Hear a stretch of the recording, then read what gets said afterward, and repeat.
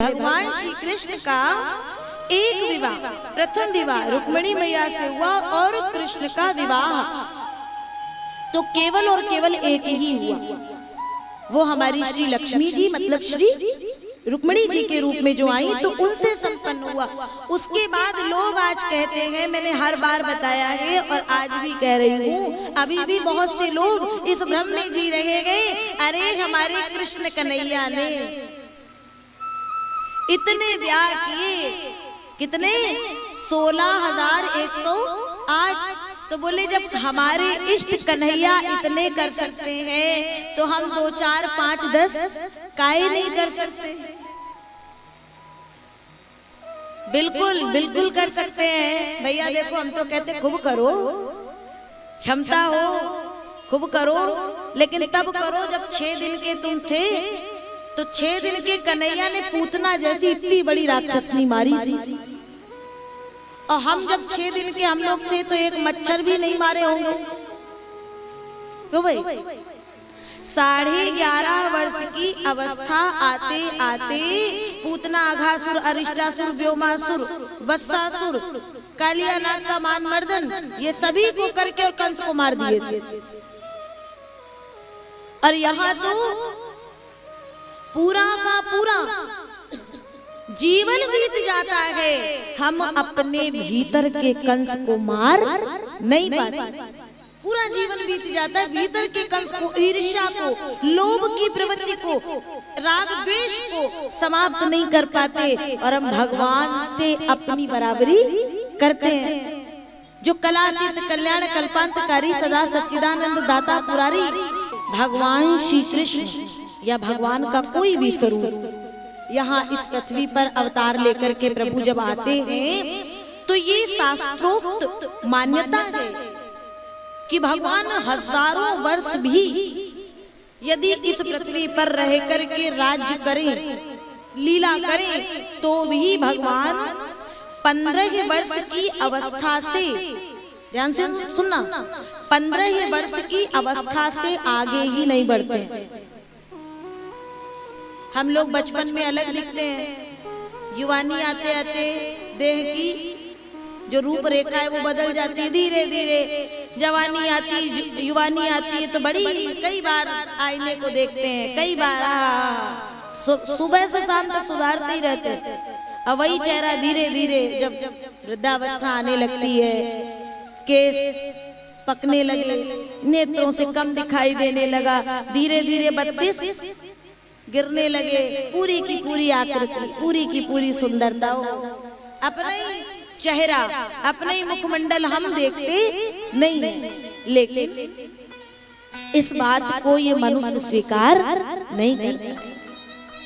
मैं निवेदन कर दूं, जीवन में ध्यान रखना, आपके पास कोई बुजुर्ग बैठे ना, अपने जीवन का ज्यादा से ज्यादा समय बुजुर्गों को दो, उनके पास बैठो, उनसे प्रेम करो, क्योंकि बाहर दुनिया के लोगों में आपको बहुत लटके झटके मिलेंगे। क्यों? अभी वो इस दुनिया के भवदंड में भूले हैं, फूले नहीं समा रहे हैं। कहते हैं सुंदर रूप देख कर फूला और धन यौवन के मद में भूला। किसको? उस परब्रह्म परमात्मा को। जबकि एक दिन हंसा अकेला उड़ जाएगा और ये माटी का खिलौना इसी माटी में मिल जाएगा, माटी का खिलौना माटी में मिल जाएगा।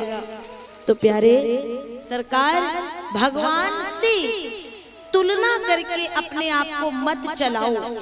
श्री राम और श्री कृष्ण में इतना ही अंतर है कि श्री राम ने जीवन में जो किया, श्री राम ने जीवन में जो किया उसे हमें करना चाहिए, और श्री कृष्ण ने जो कहा, श्री कृष्ण ने जो कहा वो करना चाहिए।